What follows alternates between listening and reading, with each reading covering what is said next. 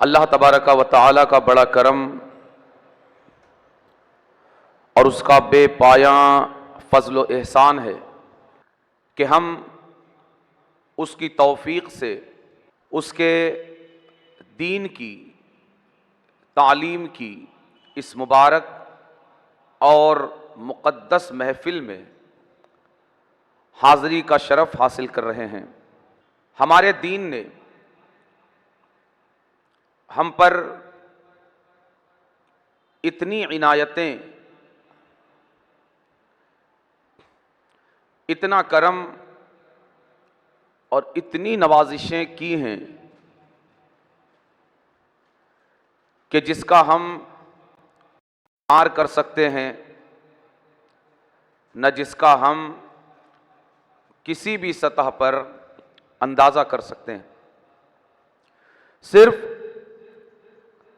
اس کی عنایتوں کو اور نوازشوں کو دیکھ دیکھ کر دل و جان کی گہرائیوں کے ساتھ اپنے پروردگار کا ہر لمحہ ہر آن شکر ادا کر سکتے ہیں کہ ہمارے پروردگار نے ہم پر کتنا عظیم کرم فرمایا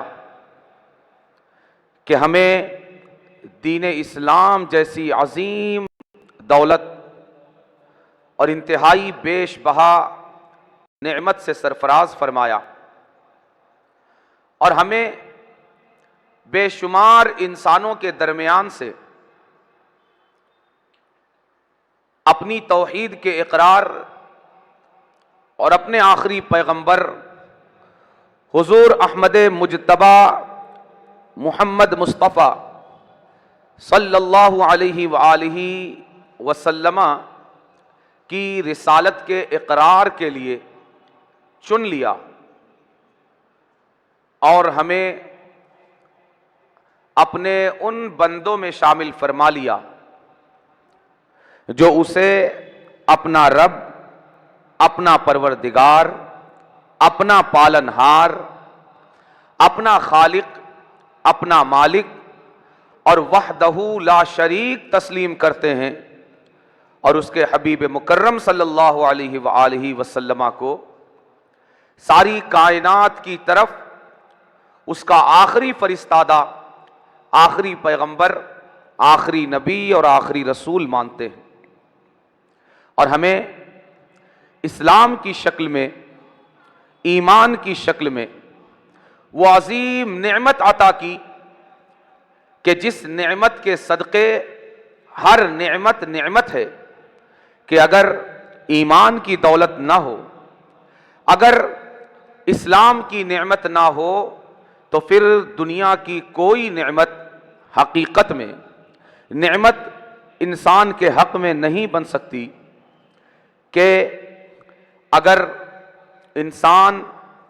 آخرت میں کامیاب نہ ہو سکا تو پھر دنیا کی کوئی نعمت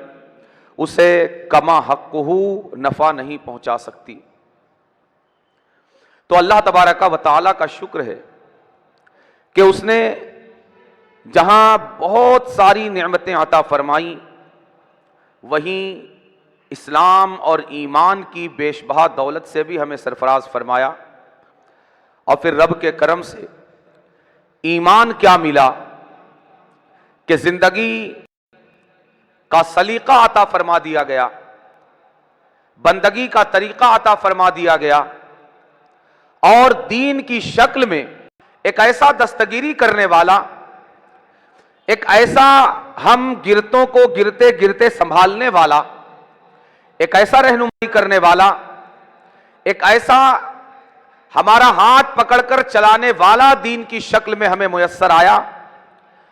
کہ جب سے ہم نے شعور کی آنکھ کھولی، تب سے یہ مسلسل ہمارا ہاتھ تھامے ہوئے ہے، اور ہمیں ہر برائی سے دور و نفور ہونے پر آمادہ کر رہا ہے، اور ہر اچھائی اور ہر نیکی کے راستے کی طرف ہماری رہنمائی کر رہا ہے۔ اور کمال ہے کہ صرف ہمارا یہ دین ہمارا یہ دستگیر، ہمارا یہ رہنما صرف ہماری رہنمائی کرتا ہوا نظر نہیں آتا، بلکہ ہمیں یہ بھی بتاتا ہے کہ تم کس طرح برائیوں سے بچ کر نیکیوں کے راستے پر رہتے ہوئے پورے سلیقے اور پورے طریقے کے ساتھ زندگی کی شاہراہوں پر آگے بڑھ سکتے ہو۔ بلکہ یہ ایسا شفیق اور ایسا مہربان اور ایسا دستگیر ہے کہ یہ ہماری آنے والی نسلوں کے تعلق سے بھی ہماری رہنمائی کر رہا ہے کہ تم اپنی آنے والی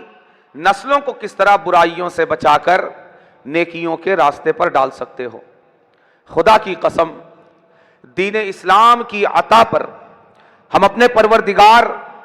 اپنے حقیقی خالق اور مالک کا جتنا شکر ادا کریں اور جتنے سجود نیاز اس کی بارگاہ میں لٹائیں کم ہے، کہ اس کا اتنا احسان کہ وہ خود قرآن کریم میں ارشاد فرماتا ہے وَإِن تَعُدُّوا نِعْمَةَ اللَّهِ لَا تُحْصُوهَا، کہ اگر اے میرے بندوں اور بندیوں، اگر تم اللہ کی نعمتوں کو گننا چاہو اور ساری زندگی لگا دو، زندگی کی ایک ایک سانس، ایک ایک لمحہ، ایک ایک ساعت اگر لگا دو اور تم اللہ کی نعمتوں کو گننا اور شمار کرنا چاہو، لا تحصوها، تم شمار نہیں کر سکتے۔ میرے رب، یقیناً ہم اقرار کرتے ہیں کہ ہم تیری عطا کردہ نعمتوں کو کیا، ہم تیری ایک نعمت کے پہلو بپہلو فوائد کا ہم شمار نہیں کر سکتے، اور نہ ہی ہم کما حقہ ان نعمتوں کے عطا کرنے پر مولا تیرا شکر ادا کر سکتے ہیں۔ اور خاص کر تو نے جو ہمیں اپنا بنایا، یعنی مسلمان بنایا، صاحب ایمان بنایا، ہم مردوں اور ہم عورتوں کو تو نے اپنا خاص بنایا۔ بندے تو سب تیرے ہیں، ہندو بھی تیرے بندے، یہودی بھی تیرے بندے، عیسائی بھی تیرے بندے، مگر مولا یہ تیرا ایسا کرم ہے، ایسا نرالا، ایسا بے مثال کرم ہے کہ تو نے ان تمام بندوں کے درمیان سے ہمیں اپنا مسلمان اور صاحب ایمان بندہ اور بندی بنایا، یعنی تو نے ہم پر ایسا کرم فرمایا کہ اپنے خاص بندوں میں ہمیں شامل فرما لیا، ہمیں ان بندوں میں جو تیری وحدانیت کے اقراری ہیں، ہمیں ان بندوں میں جو تیرے حبیب مکرم صلی اللہ علیہ وآلہ وسلم کی نبوت و رسالت اور آپ کی خاتمیت کے اقراری ہیں اور اس کے تسلیم کرنے والے اور ماننے والے ہیں۔ مولا یقیناً ہم تیری کسی نعمت پر شکریہ کا حق ادا نہیں کر سکتے کہ مولا تو نے وہ دین عطا فرمایا جو صرف ہمارا بھلا نہیں چاہتا، ہماری بہتری نہیں چاہتا، ہمیں گندگی دلدل سے نکال کر ہمیں پاکیزگی اور پاکیزہ راستوں پر نہیں ڈالنا چاہتا، بلکہ وہ ایسا شفیق اور ایسا کرم فرما رہنما اور دستگیر ہے کہ اسے ہماری نسلوں کی بھی فکر ہے۔ ایسا دین ہے جسے ہماری اولاد کی بھی فکر ہے، ہمارے اہل و عیال کی بھی فکر ہے۔ ہمارا ایسا دستگیر اور ایسا رہنما ہے جو صرف ہماری بہتری نہیں چاہتا بلکہ ہماری تمام آنے والی نسلوں کی بھی بہتری چاہتا ہے۔ اور اسی کے بتائے ہوئے طریق اور منہاج پر چلتے ہوئے ہم مسلسل چند ہفتوں سے اولاد کی تعلیم اور تربیت کے حوالے سے اس کی اہمیت، اس کی ضرورت کے تعلق سے گفتگو کر رہے ہیں، اور ہم اس بات کو حضور آقا کریم صلی اللہ علیہ وآلہ وسلم کہ جنہیں میرے رب نے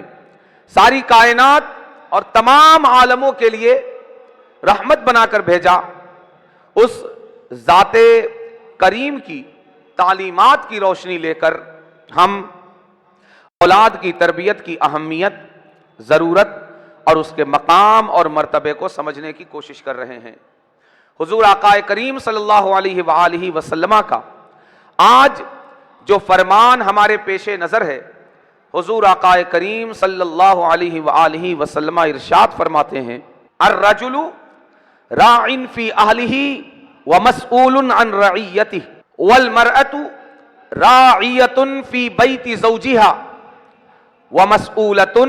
عن رعیتہا۔ حضور آقا کریم صلی اللہ علیہ وآلہ وسلم ارشاد فرماتے ہیں کہ ہر مرد یہ اپنے اہل خانہ کا محافظ اور نگہبان ہے۔ ہر مرد اپنے گھر والوں کا، اپنے اہل و عیال اور اپنے بیوی بچوں کا محافظ اور نگہبان ہے، وَمَسْئُولٌ عَنْ رَعِيَّتِهِ، اور ان کے حوالے سے ذمہ دار بھی ہے۔ ہر مرد اپنے گھر والوں کا، اپنی بیوی اور اپنے بچوں کا نگہبان بھی ہے، ان کی حفاظت کی ذمہ داری بھی اس پر ہے کہ ان کا نگہبان بھی ہے اور ان کا ذمہ دار بھی ہے۔ اور قربان جائیے حضور آقا کریم صلی اللہ علیہ وآلہ وسلم کی تعلیم، تربیت اور اس امت پر حضور آقا کریم صلی اللہ علیہ وآلہ وسلم کی شفقتوں اور مہربانیوں پر کہ سرکار صرف مردوں کو نہیں بلکہ اس انتہائی اہم موقع پر عورتوں کو بھی یاد فرماتے ہیں۔ اپنی امتیاں کو بھی یاد فرماتے ہیں، اور سرکار اپنی بیٹیوں کو بھی یاد فرماتے ہوئے ارشاد فرماتے ہیں کہ جس طرح مرد اپنے اہل و عیال کا محافظ ہے، نگران ہے، نگہبان ہے اور ان کا ذمہ دار ہے، اسی طرح عورت بھی، ہر عورت اپنے شوہر کے گھر کی نگہبان، نگران اور محافظ ہے، اور اپنے شوہر کے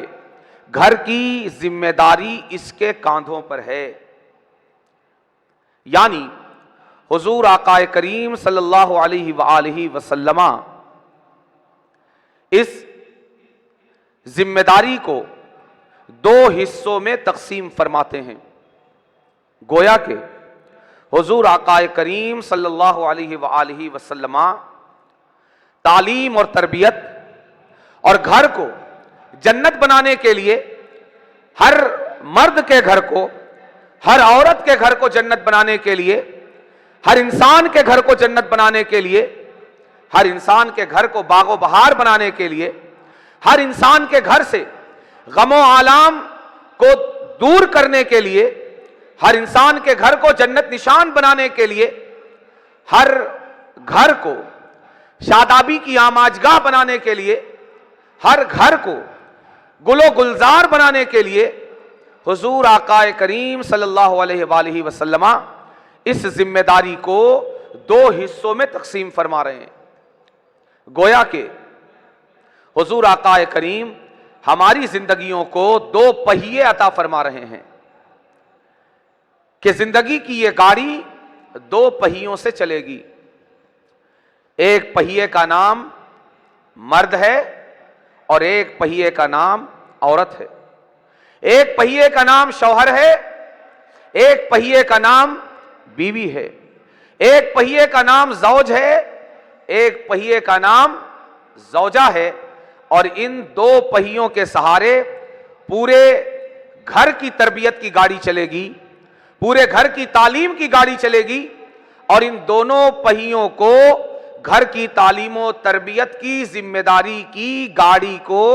چلانے کی ذمہ داری ان دونوں پہیوں پر حضور آقا کریم نے رکھ دی ہے۔ حضور آقا کریم صلی اللہ علیہ وآلہ وسلم فرماتے ہیں کہ صرف مرد ذمہ دار نہیں ہے، یا صرف عورت ذمہ دار نہیں ہے، بلکہ جس طرح مرد ذمہ دار ہے اسی طرح عورت بھی ذمہ دار ہے، اور جس طرح عورت ذمہ دار ہے اسی طرح مرد بھی ذمہ دار ہے۔ اس لیے کہ اسلام کی نگاہ میں مرد اور عورت یہ دونوں اکٹھا ہو کر،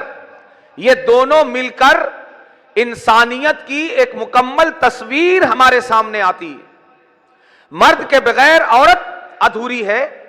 اور عورت کے بغیر مرد ادھورا ہے۔ نہ مرد اپنے آپ میں انسانیت کی مکمل تصویر ہے عورت کے بغیر، نہ عورت اپنے آپ میں انسانیت کی مکمل تصویر ہے مرد کے بغیر۔ کیوں؟ اس لیے کہ انسان کتنی طرح کے ہوتے ہیں؟ انسان یہ دو طرح کے ہوتے ہیں، مرد اور عورت۔ اب کوئی اگر آپ سے پوچھے کہ انسان کون ہے، تو کیا آپ صرف مرد کو سامنے رکھ سکتی ہیں کہ انسان یہ ہے؟ نہیں۔ اگر آپ انسان کون ہے کوئی آپ سے پوچھے اور آپ صرف مرد کو سامنے کر دیں تو انسان کی مکمل تصویر سامنے نہیں آئے گی۔ کیوں؟ اس لیے کہ انسان کا ایک فرد جسے ہم عورت کہتے ہیں آپ نے اسے ابھی سامنے نہیں رکھا ہے۔ اسی طرح اگر آپ سے کوئی پوچھے انسان کون ہوتا ہے اور آپ مرد کو چھوڑ کر صرف عورت کو اس کے سامنے رکھ دیں تو بھی آپ نے انسان کی مکمل تصویر سامنے نہیں رکھی، اس لیے کہ انسان صرف عورت نہیں بلکہ مرد بھی ہے۔ یعنی جب تک مرد اور عورت دونوں کو ہم سامنے نہیں رکھتے تب تک مکمل انسان کی تصویر اور مکمل تصویر یہ سامنے نہیں آ سکتی۔ پتہ کیا چلا؟ پتہ یہ چلا کہ مرد اور عورت مل کر یہ ایک مکمل انسان بنتے ہیں۔ انسانیت کی مکمل تصویر ہمارے سامنے اسی وقت آ سکتی ہے جب مرد اور عورت دونوں سامنے ہوں۔ میں اکثر مثال کے طور پر پیش کیا کرتا ہوں پریشر کوکر کو، جسے ہم کوکر کہتے ہیں۔ کلمہ ایک ہے کوکر، لیکن یہ کوکر اپنے آپ میں دو پارٹ اور دو حصے رکھتا ہے۔ ایک اس کا ڈھکنا ہے اور ایک اس کا برتن ہے۔ کہنے کو یہ ایک کلمہ ہے جو دونوں حصوں کی رہنمائی کر رہا ہے اور دونوں حصوں کی تعبیر کے لیے کافی ہے اور دونوں حصوں کی نمائندگی کر رہا ہے۔ لیکن اگر کوئی یہ سمجھ بیٹھے کہ کوکر صرف کسی ایک ہی پارٹ کا نام ہے تو پھر وہ کوکر کے ساتھ انصاف نہیں کر رہا ہے بلکہ ناانصافی کر رہا ہے۔ کوکر کہہ کے صرف اس کے ڈھکنے کو سامنے نہیں رکھا جا سکتا، یا کوکر کہہ کے صرف اس کے برتن کو سامنے نہیں رکھا جا سکتا۔ اگر کوئی کہے کہ کوکر کیا ہے تو آپ اس کے سامنے صرف ڈھکنا رکھ دیجئے اس کا، یا کوئی کہے کوکر کیا ہے تو آپ اس کا صرف وہ نیچے والا برتن رکھ دیجئے، تو کوکر کی سچی تصویر سوال کرنے والے کے سامنے آپ پیش نہیں کر سکتے۔ اسی طرح انسان یہ کلمہ تو ایک ہے، لفظ تو ایک ہے، مگر یہ دو اجزاء کی نمائندگی کرتا ہے۔ اس انسان کا ایک جز مرد ہے اور ایک جز عورت ہے۔ کہ اگر کسی نے کہا کہ انسان کون ہوتا ہے اور بتانے والے نے صرف مرد کو سامنے رکھ دیا تو اس نے جواب صحیح نہیں دیا، اور اسی طرح اگر بتانے والے نے صرف عورت کو سامنے رکھ دیا تو اس نے بھی جواب صحیح نہیں دیا۔ بلکہ انسان کون ہے، اگر کوئی اس کا صحیح جواب دینا چاہتا ہے تو اسے مرد اور عورت دونوں کو سامنے رکھنا ہوگا۔ یہ دونوں مل کر ایک انسان کی حقیقی اور سچی تصویر سوال کرنے والے کے سامنے پیش کریں گے۔ اسی لیے یہ جب ایک انسان کو بنانے، سنوارنے، سجانے، اس کی تراش خراش کرنے، اسے حسن و جمال کا پیکر بنانے، اس کے کردار کو سنوارنے، اس کی سیرت کو ڈھالنے، اس کے اخلاق کو بلند کرنے کی ذمہ داری دینے کی جب بات آتی ہے تو ہمارا دین یہ ذمہ داری پوری نہ صرف گھر کے مرد پر ڈالتا ہے، نہ پوری صرف گھر کی عورتوں پر ڈالتا ہے، اس لیے کہ جب انسان، ایک انسان، مرد اور عورت دونوں مل کر ایک انسان کا حقیقی روپ ہے تو ظاہر ہے کہ اگر صرف ایک پر یعنی صرف مرد پر یا صرف عورت پر اگر انسان کو انسانیت کے سانچے میں ڈھالنے اور اس کی تعلیم اور تربیت کی ذمہ داری دی گئی تو پھر کبھی بھی وہ انسان جو ڈھل کر سامنے آئے گا وہ مکمل انسانیت کا پیکر نہیں ہو سکتا۔ اسی لیے ہمارے دین نے اور حضور آقا کریم صلی اللہ علیہ وآلہ وسلم نے اس فرمان میں گھر والوں کو صحیح تعلیم اور صحیح تربیت کے حوالے سے رہنمائی کرنے کی ذمہ داری جہاں مرد کو عطا فرمائی وہیں گھر کی عورتوں کو بھی عطا فرمائی، تاکہ یہ تربیت احسن انداز میں، بہتر انداز میں، پورے کمال کے ساتھ اور پورے تمام کے ساتھ وجود میں آ سکے، اور ان دونوں ہاتھوں میں، مرد کے ہاتھوں میں اور عورت کے ہاتھوں میں جو چیز ڈھل کر زمانے کے سامنے آئے، جو چیز بن کر زمانے کے سامنے آئے، جو چیز نکھر کر زمانے کے سامنے آئے، وہ اپنے آپ میں حسن کردار، بلندی اخلاق اور حسن سیرت کا ایسا نمونہ ہو کہ جسے دیکھ کر ساری دنیا کی نگاہوں میں انسانیت کے کمال کی اور حسن و جمال کی ایک مکمل اور سچی تصویر زمانے کی نگاہوں کے سامنے آ جائے۔ حضور آقا کریم صلی اللہ علیہ وآلہ وسلم نے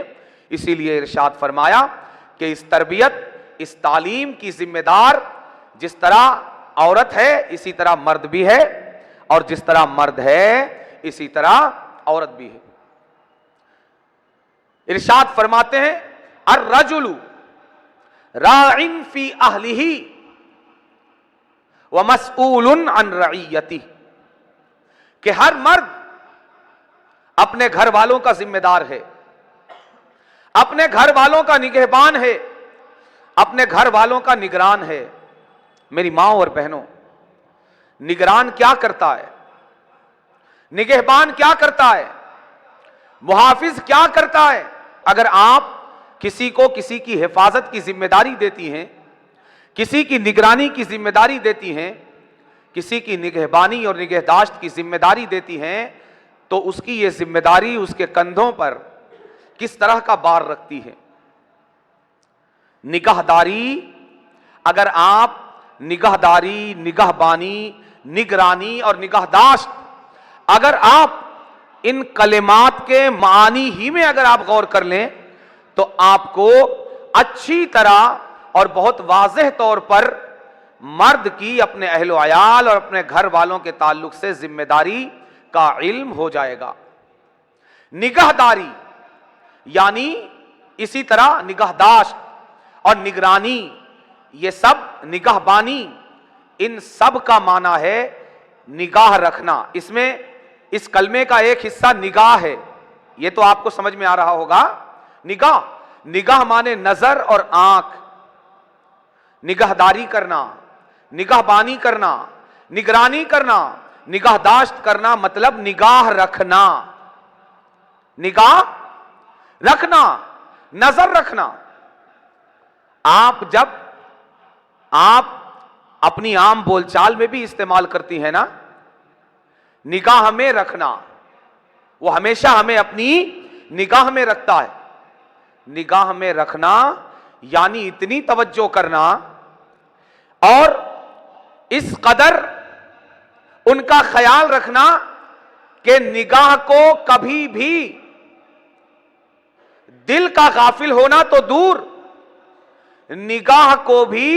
اہل و عیال سے غافل نہ ہونے دینا، ان کے آنے جانے پر نگاہ رکھنا، ان کے پہننے اوڑھنے پر نگاہ رکھنا، ان کی بول چال پر نگاہ رکھنا، ان کی عادتوں پر نگاہ رکھنا، ان کے اطوار پر نگاہ رکھنا، ان کے اخلاق پر نگاہ رکھنا، ان کے کردار پر نگاہ رکھنا، ان کی سیرت پر نگاہ رکھنا، وہ کس سے مل رہے ہیں اس پر نگاہ رکھنا، وہ کس کے ساتھ اٹھنا بیٹھنا کر رہے ہیں اس پر نگاہ رکھنا، ان کے ہمجولی کون ہیں، بچوں کے دوست کون ہیں، بچیوں کی سہیلیاں کون ہیں، یہ کس کے ساتھ جاتے ہیں، یہ کس کے ساتھ آتے ہیں، ان کے بیٹھنے کا انداز کیا ہے، ان کے اٹھنے کا انداز کیا ہے، ان کے بات کرنے کا انداز کیا ہے، इनके सोने जागने का अंदाज क्या है, इनके पहनने ओढ़ने का अंदाज क्या है, इनके पढ़ने लिखने का अंदाज क्या है, इनके बोलने और खामोश होने का अंदाज क्या है, इनके रोने और इनके हंसने का अंदाज क्या है। इन सारे मामलात पर निगाह रखना, यह है निगाहदारी करने, निगाहबानी करने का माना। आप अंदाजा लगाइए कि हुजूर आकाए करीम सल्लल्लाहु अलैहि वसल्लम कितनी अजीम जिम्मेदारी घर के मर्द के कांधों पर रख रहे हैं कि इसका काम घर वालों की निगहदारी करना है, बदगुमानी करके नहीं, उन पर शक करके नहीं, कि ये इस माना में नहीं है कि शक की निगाह रखे, बदगुमानी की निगाह रखे, नहीं, ये वो निगाह नहीं है। एक ड्राइवर जब ड्राइविंग सीट पर बैठकर स्टीयरिंग अपने हाथ में रखकर सामने रास्ते पर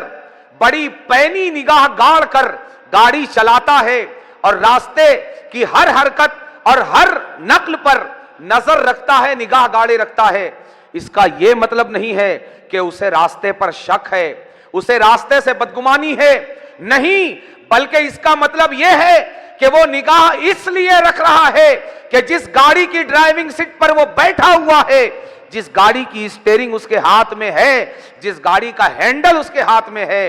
ये गाड़ी कहीं जाकर टकरा ना जाए, एक्सीडेंट का शिकार ना हो जाए, बल्कि ये गाड़ी जो अपने मकाम से निकली है पूरी हिफाजत के साथ अपनी मंजिल तक पहुंच जाए।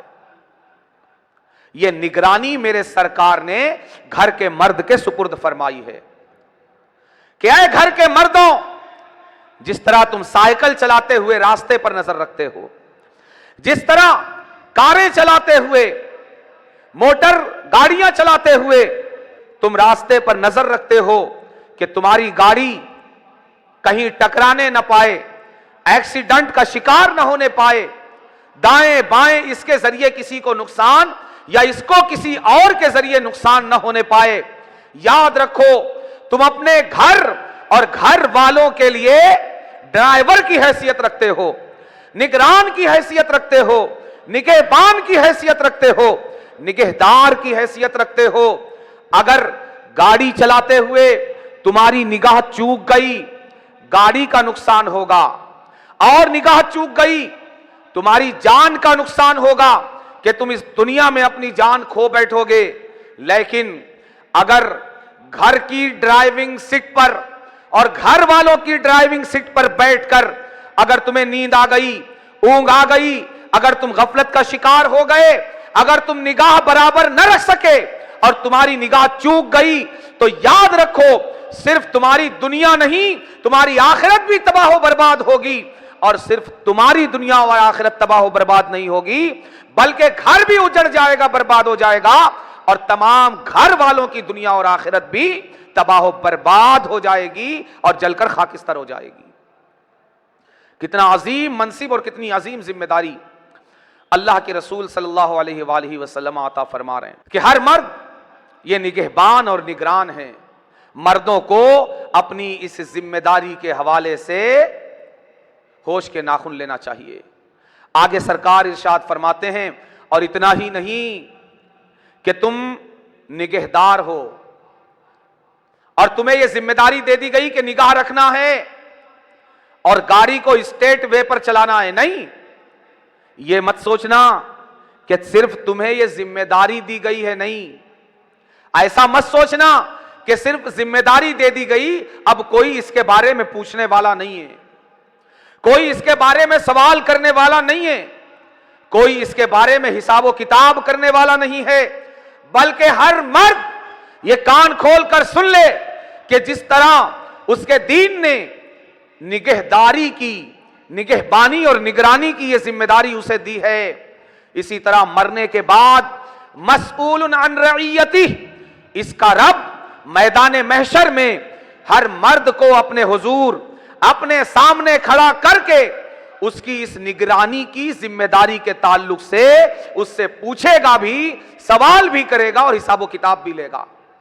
कि यह जिम्मेदारी तुमने किस हद तक अदा की, कहां तक अदा की, तुमने इस जिम्मेदारी को पूरी तरह अदा किया या नहीं। اس لیے اس امت کے مرد اپنی اس ذمہ داری کو پوری طرح ادا کرنے کے لیے اپنی کمر مضبوطی کے ساتھ کس لیں اور یہ سمجھ لیں کہ ان کے دین نے انہیں صرف کما کر لا کر گھر والوں کو کھلانے کی ذمہ داری نہیں دی، گھر والوں کو پہنانے اڑھانے کی ذمہ داری نہیں دی، گھر والوں کے سروں پر چھت کا شامیانہ تاننے کی ذمہ داری نہیں دی، بلکہ حضور آقا کریم صلی اللہ علیہ وآلہ وسلم نے اس مرد کو گھر کے اور گھر والوں کے بہتر اخلاق کی ذمہ داری، بہتر کردار کی ذمہ داری اور نیکیوں کے راستے کا راہی اور مسافر بنانے کی بھی ذمہ داری اس مرد کے کندھوں پر رکھی ہے۔ اور پھر یہ ذمہ داری اس نے صحیح طریقے سے ادا کی یا نہیں کی، یہ سوال کرنے والا کوئی ٹیچر نہیں ہوگا، کوئی ماسٹر نہیں ہوگا، بلکہ یہ سوال وہ ذات میدان محشر میں اسے اپنے سامنے کھڑا کر کے کرے گی جو رب ذوالجلال ہے، جو خالق کائنات ہے، مالک کائنات ہے، رازق کائنات ہے۔ مسلمان مردوں اپنی اس ذمہ داری کے تعلق سے تھوڑی دیر کے لیے احساس کر کے سوچنے کی کوشش کرو کہ یہ ذمہ داری کتنی بڑی ہوگی کہ جس کے تعلق سے سوال کوئی مخلوق نہیں بلکہ ساری کائنات کا خالق تم سے کرے گا۔ اور یہاں ہمارے رب کا کرم، ہمارے رب کی مہربانیاں بھی دیکھو کہ کوئی غیروں کو پوچھتا ہے، کوئی اجنبیوں کے بارے میں سوال کرتا ہے، نہیں، میرے رب کا کرم دیکھو، مہربانی دیکھو، ہم سے اس کی محبت دیکھو کہ وہ ہم سے ہمارے بارے میں تو پوچھے گا ہی، ہم سے ہماری نسلوں کے بارے میں بھی سوال کرے گا کہ بتاؤ تم میرے پاس آ تو گئے، تم کیسے آئے یہ بھی بتاؤ، اور تم دنیا میں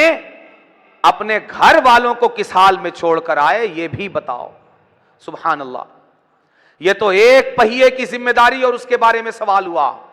سرکار آگے ارشاد فرماتے ہیں وَالْمَرْأَةُ رَاعِيَةً فِي بَيْتِ زَوْجِهَا، اور بیوی یہ اپنے شوہر کے گھر میں ذمہ دار ہے، بیوی اپنے سسرال کی نگران ہے، بیوی اپنے سسرال کی نگہبان ہے، بیوی اپنے سسرال کی نگہدار ہے، بیوی اپنے شوہر کے گھر کی محافظ ہے۔ کیا مطلب؟ یہ شوہر جو صبح کو اپنی چٹنی روٹی کا انتظام کر کے اپنے گھر والوں سے سلام کر کے دن بھر کے لیے گھر کے باہر نکل جاتا ہے، دھوپ ہو تو نکلتا ہے، بارش ہو تو نکلتا ہے، گرمی ہو تو نکلتا ہے، سردی ہو تو نکلتا ہے، زمانے کے حالات کچھ ہو، فضاؤں کا مزاج کچھ ہو، موسم کا انداز کچھ ہو، یہ صبح گھر والوں کے کھانے کا انتظام کرنے کے لیے، ان کی ضروریات زندگی کا انتظام کرنے کے لیے گھر سے ٹفن کا جھولا لٹکا کر نکل جاتا ہے، تو یہ اپنے پیچھے گھر کس کے ذمہ چھوڑ جاتا ہے؟ یہ اپنے پیچھے گھر کی حفاظت کی ذمہ داری کن کاندھوں پر چھوڑ جاتا ہے؟ گھر کی نگہداری، گھر کی نگرانی، گھر کی نگہداشت کس کے حوالے کر جاتا ہے؟ سرکار فرماتے ہیں کہ جب یہ مرد گھر سے رب کا رزق تلاش کرنے کے لیے نکلتا ہے تو یہ اس کی بیوی، یہ عورت اپنے شوہر کے گھر والوں اور اس کے تمام معاملات کی ذمہ دار ہے، اس کی نگرانی اس کے ذمہ ہے اور اس کے تمام معاملات کی بہتری اس کے ذمہ ہے، چیزوں کی بھی، انسانوں کی بھی، اولاد کی بھی اور گھر کی بھی ذمہ داری اور نگرانی اب بیوی کے ذمہ ہے۔ اسی طرح اللہ تبارک و تعالی نے فطری طور پر مرد اور عورت کا جو مزاج بنایا ہے، عورت جس بہتری، جس عمدگی کے ساتھ گھریلو معاملات کو جس باریک بینی کے ساتھ گھریلو معاملات کی نگرانی کر سکتی ہے، مرد گھر کے باہر کی ذمہ داریوں کے پیش نظر گھر کے اندر کی ذمہ داریوں کو ان باریکیوں کے ساتھ انجام نہیں دے سکتا۔ قربان جائیے، فطرت کا پیدا کرنے والا ہی فطرت کو بہتر جانتا ہے۔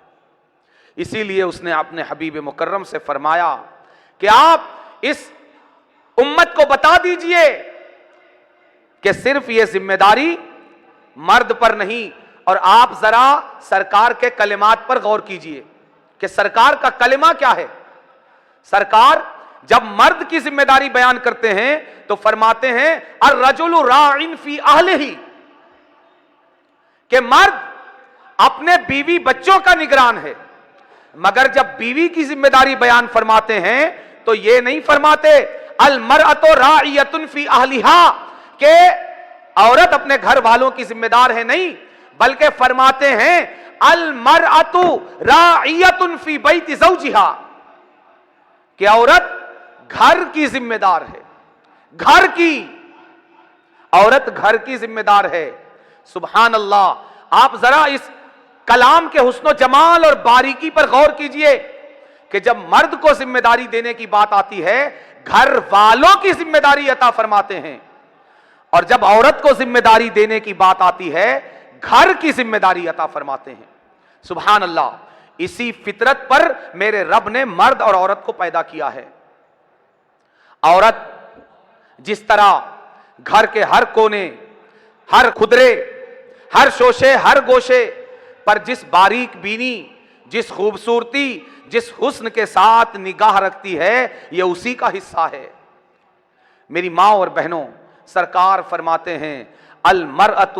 راعیۃ فی بیت اہلہا، عورتیں امانت دار ہیں، عورتیں ذمہ داری ہیں ان کے کاندھوں پر، عورتوں کے کاندھوں پر نگہبانی اور نگرانی کی ذمہ داری ہے۔ شوہر کے گھر کی نگرانی، شوہر کے مال کی نگرانی، شوہر کے گھر میں جو چیزیں ہیں، جو اساس بیت ہے، ان کی حفاظت کی ذمہ داری، کہ کسی کی غلط نگاہ نہ پڑنے پائے، کسی کی بری نگاہ نہ پڑنے پائے، اور عورت کو یہ دین یہ عظیم ذمہ داری عطا فرماتا ہے کہ جس طرح مرد کے کاندھوں پر بیوی بچوں کی نگرانی کی ذمہ داری ہے، اسی طرح بیوی کے کاندھے پر شوہر کے گھر کی ذمہ داری ہے، اور گھر میں جو کچھ ہے اس کی حفاظت کی ذمہ داری بیوی کے کاندھوں پر ہے۔ آگے فرماتے ہیں کہ بیویاں یہ نہ سمجھیں کہ صرف ذمہ داری دے دی گئی ہے، کوئی سوال کرنے والا نہیں ہے، کوئی پوچھنے والا نہیں ہے، کوئی حساب کتاب لینے والا نہیں ہے، نہیں، سرکار فرماتے ہیں المرأۃ راعیۃ فی بیت زوجہا، کہ عورت اپنے شوہر کے گھر یعنی اپنے سسرال کی نگران اور ذمہ دار ہے۔ آگے ارشاد فرماتے ہیں وَمَسْئُولَةٌ عَنْ رَعِيَّتِهَا، اور میرا رب قیامت میں حشر کے میدان میں اسے بھی اپنے حضور اور اپنے سامنے کھڑا کر کے اس ذمہ داری کے تعلق سے سوال فرمائے گا کہ بتاؤ تم نے یہ ذمہ داری کیسی ادا کی، تم نے نگرانی کیسے ادا کی، تم نے امانت کو پوری امانت داری کے ساتھ امانت کی حفاظت کی یا نہیں، تم نے اپنے شوہر کے گھر کی، اپنے شوہر کے مال کی، اپنے شوہر کی عزت کی، اپنے شوہر کی آبرو کی تم نے حفاظت کی یا نہیں؟ اگر حفاظت کی ہے تو جنت کا راستہ تمہارے لیے منتظر ہے، اور اگر تم نے اس امانت میں خیانت کی ہے تو پھر جہنم کے دہکتے ہوئے انگاروں کو مزید شعلہ زن کرنے کے لیے جہنم تمہارا انتظار کر رہا ہے۔ میری ماں اور بہنوں، یہ عظیم ذمہ داری یہ امت یاد رکھے کہ اس امت کی گاڑی صرف ایک پہیے سے نہیں چلتی، اس امت کے مستقبل کی تعلیم و تربیت کی ذمہ داری صرف کسی ایک کے کاندھے پر نہیں، بلکہ سرکار فرماتے ہیں اس امت کی گاڑی کے دو پہیے ہیں، ایک کا نام مرد ہے، ایک کا نام عورت ہے۔ نہ صرف مرد کی ذمہ داریوں سے کام چلے گا، نہ صرف عورت کی ذمہ داریوں کی ادائیگی سے کام چلے گا، بلکہ کام تب چلے گا جب یہ دونوں پہیے مل کر پوری یکجہتی، پورے اتحاد کے ساتھ گھر کے اور گھر والوں کی نگہداشت اور نگرانی کی ذمہ داری ادا کریں گے، تب جا کر گھر جنت نشان بنے گا، گھر جنت کا نظارہ پیش کرے گا، گھر میں بہاریں آئے گی، خزاں کا موسم رخصت ہوگا اور گھر جنت کا نمونہ بنے گا۔ اللہ تبارک و تعالی ہمارے دین نے ہمیں جو تعلیم و تربیت کی ذمہ داری مردوں اور عورتوں، شوہر اور بیوی کے کاندھوں پر رکھی ہے، اور بالخصوص میرے سرکار حضور آقا کریم صلی اللہ علیہ وآلہ وسلم نے جو اپنے کرم سے یہ عظیم مسئولیت اور عظیم ذمہ داری مسلم معاشرے کے ان دونوں پہیوں کے کاندھوں پر رکھی ہیں، اللہ تبارک و تعالی ان دونوں پہیوں کو، اپنی ان ذمہ داریوں کو بحسن و خوبی انجام دینے کی توفیق عطا فرمائے، اور ہم تمام کی ان کوششوں کو اپنی بارگاہ میں شرف قبولیت عطا فرمائے، اور ان کوششوں کو بارآور فرمائے۔ وما علینا الا البلاغ۔